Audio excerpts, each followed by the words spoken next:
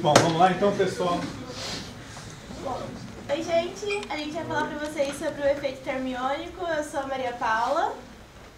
Eu sou Wesley Gonçalves. Francisco. Pode passar, por favor? Pode passar todos. Bom, pode passar mesmo. Eu vou começar falando para vocês do contexto histórico do efeito termiônico, como ele foi descoberto, e é isso. Começou lá com o Frederic, eu não sei pronunciar o nome dele, acho que é Gutierrez, não sei falar, mas enfim. Ele descobriu isso, não, pode deixar. Ele percebeu o efeito termiônico quando ele estava estudando partículas eletricamente carregadas. Porém, ele não deu muita importância para esse efeito a princípio. Pode passar. Pode passar mesmo. Thomas Edison, quando ele estava estudando o rompimento dos filamentos da lâmpada incandescente, ele também percebeu o mesmo efeito. Só que, diferente do Frederic, ele patenteou o efeito chamado de efeito Edison. Só que ele também não estudou isso a fundo, ele não deu muita importância para esse efeito, não sabia a grandeza dele. Pode passar, licença. John Fleming foi a pessoa que, a partir do efeito Edison, criou o primeiro diodo. Ele estudou isso, criou o primeiro diodo lá, porém não existia uma fórmula matemática ainda para explicar esse efeito. Pode passar. Então veio Richardson, com a lei de Richardson, explicando esse efeito, explicando parte desse efeito na verdade. Pode passar. E Richardson ganhou o Nobel pela descoberta da emissão termiônica, matematicamente falando. Pode? Tá, mas e agora? Eu falei pra vocês do contexto histórico, mas o que é o efeito termiônico? O efeito termiônico primeiramente, pra gente saber o que é efeito termiônico, a gente tem que saber que quando a gente aquece alguma coisa, a gente agita as partículas dela. E é isso que acontece no efeito termiônico. A gente aquece um filamento que libera os elétrons da camada de valência, formando assim uma nuvem de elétrons e uma placa positiva aqui de onde saem os elétrons. Pode passar? E como isso ocorre? No nosso experimento, a gente tinha uma plaquinha que era um anodo e um catodo, e tínhamos um filamento em que a gente esquentou ele. Ele estava a temperatura de mais ou menos 1500 graus Celsius, mas isso eles vão falar mais pra frente, precisamente. Então, o que a gente fez? A gente ligou uma corrente, um fio, numa fonte de energia para aplicar uma diferença de... Pode deixar pra para aplicar uma diferença de potencial e deixar esse circuito fechado e rodando e funcionando. Porque se a gente deixasse só uma placa lá positiva e deixando liberando elétrons, ia acabar que a placa ia ficar totalmente positiva e não ia acontecer nada. Então a gente colocou um anodo aqui, o filamento e a plaquinha positiva. Então os elétrons que ficavam na nuvem de elétrons eram atraídos pela plaquinha e a gente fechava o circuito para deixar isso rodando assim. Pode passar. E as aplicações de hoje em dia desse fenômeno, a gente tem em vários lugares. A gente tem os diodos mesmo, as coisas elétricas, os rádios, televisões e as interferências de onda, o nome, né? Retificação de onda. E pode passar. Então agora falando exatamente como ele funciona e o comportamento do efeito termiônico. Aqui a gente tem uma curva de funcionamento de um transistor, que atualmente, inicialmente eles foram desenvolvidos os primeiros diodos e as válvulas, e agora são feitos semicondutores, e portanto ele atua de uma forma bem semelhante. Aqui a gente pode interpretar o gráfico em duas regiões separadas. Primeiro a gente tem a região linear, e depois tem a região de saturação. A região de saturação é quando a tensão aplicada entre os terminais não permite mais um aumento da corrente. Então, durante o processo, onde você vai aumentando a tensão até atingir um ponto, a corrente vai aumentando. Uma analogia para entender isso de uma forma mais fácil seria semelhante a uma porta, onde um grupo de pessoas gostaria de atravessar essa porta. Quanto mais você vai abrindo essa porta, você vai ter um fluxo maior de pessoas que vai conseguir atravessar, assim como os elétrons atravessando entre as duas plaquinhas. Contudo, para descrever esse fenômeno, existem duas formas que são referentes ao mesmo resultado, que é a densidade dos elétrons entre as duas placas. E o motivo de existir essas duas fórmulas é que durante a região de saturação você vai utilizar uma e durante a região até atingir a saturação, a região linear, você vai utilizar outra. E o motivo disso... O motivo de utilizar isso é que no início do processo, quando existem dois metais, o A e o B, e eles estão em diferentes temperaturas.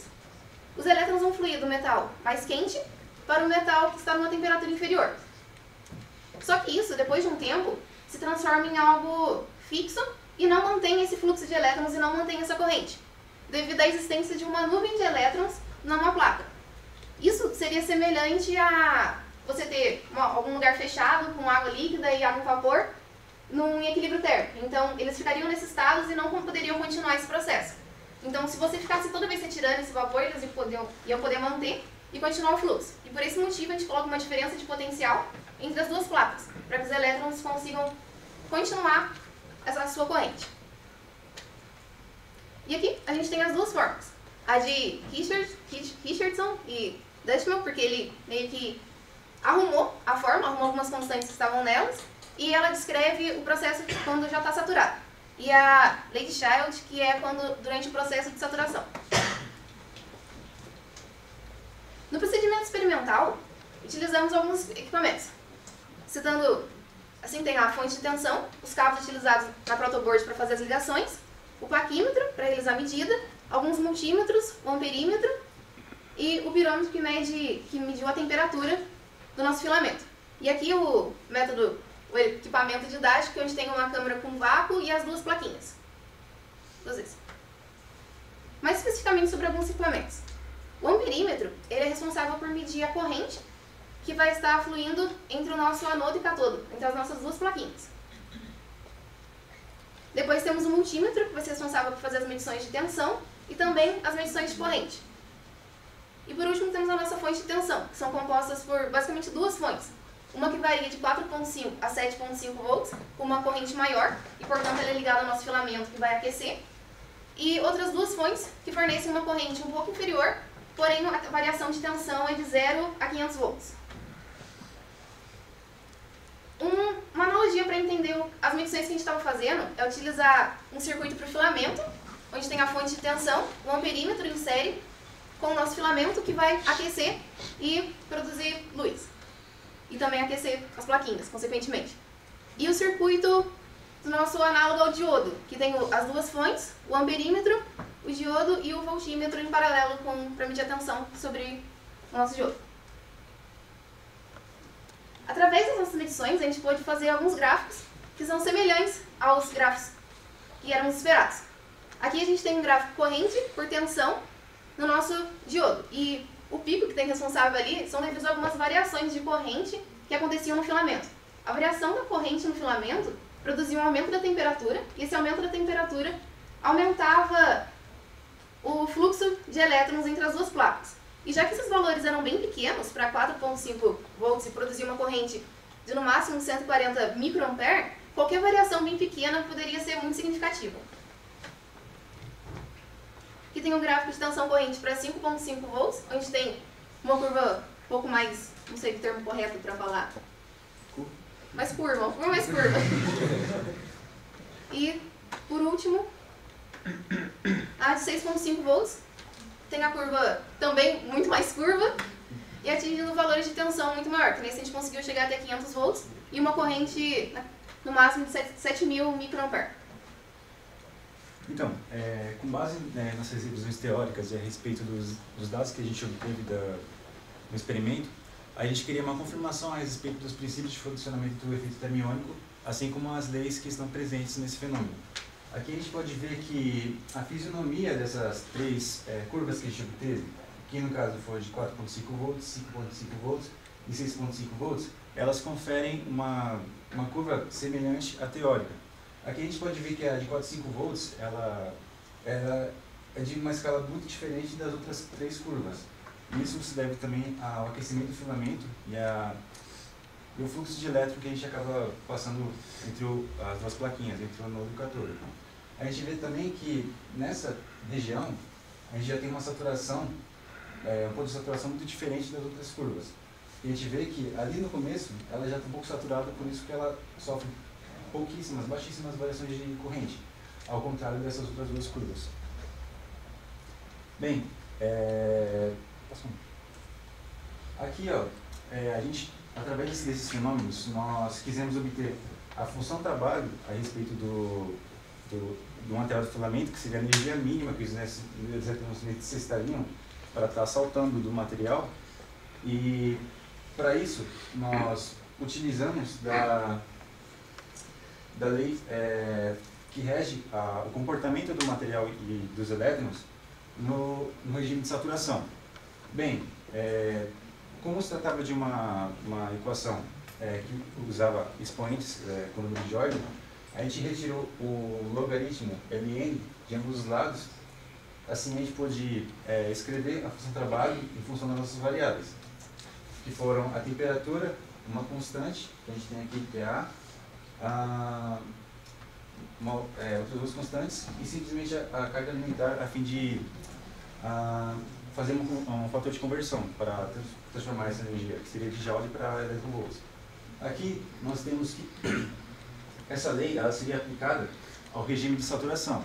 Então a gente pode ver que esses valores eles convergem muito mais, que eles seriam que a gente usaria para encontrar a função de trabalho, eles estão muito mais próximos de 5 eletronvolts, enquanto esses valores que a gente obteve a fator de comparação, eles não servem para explicar o fenômeno no regime de saturação. Uma outra lei que a gente queria confirmar a respeito, se ela expressa bem o fenômeno ou não, se trata da lei de Shire. A gente aplicou o Ln dos lados da equação a fim de obter uma reta, em que a gente obteve o gráfico anterior. Isso. Bem, os dados que a gente obteve, a gente pode ver que a cada vez que a gente aumenta mais a temperatura, ela se assemelha um pouco mais a uma reta, o que confere o caráter teórico, tipo, a gente confirma a teoria. O coeficiente angular de cada reta, a gente pode ver que ele possui um valor médio de 1,38. Isso acaba confirmando um pouco mais a nossa teoria a respeito que o nosso coeficiente angular, como vocês podem ver no slide anterior, ele teria de estar próximo de o valor de 1,5. Esse coeficiente. Assim, nossos dados eles não estão muito coerentes com a teoria, mas isso deve a algumas limitações que a gente teve durante o experimento. Sim. Uma outra variável que a gente podia obter a respeito desse experimento seria a carga do elétron dividido por sua massa, usando os dados obtidos. No entanto, nós tivemos, de novo, algumas limitações, se dá principalmente pelas medidas da distância entre o cátodo e o anodo e a área, superfície do anodo. Só que nossos dados estavam divergindo muito de alguns dados anteriores, de alguns graduandos e também dos nossos monitores. Nós pedimos orientação também para o monitor Guilherme e para o técnico do laboratório. Ele nos orientou, mas mesmo assim nossos dados não estavam muito coerentes com o esperado. Tanto que a gente pode ver que a relação carga-massa obtida através da lei de Shire, ela diverge aproximadamente 100 vezes o valor do esperado, que seria a carga alimentar do elétron dividido por sua massa. Sim, nossas conclusões. Bem, apesar das limitações, nós conseguimos explicar a respeito e confirmar algumas teorias a respeito da curva de saturação, tanto a saturação quanto em regime insaturado o efeito termiônico, assim, o de ouro. A função de trabalho, ela se aproximava cerca de 5 eletronvolts para o filamento.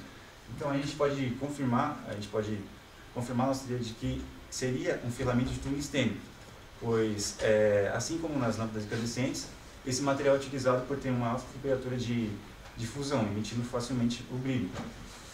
A gente confirmou isso, pois a função de trabalho estava muito perto dos 5 eletronvolts.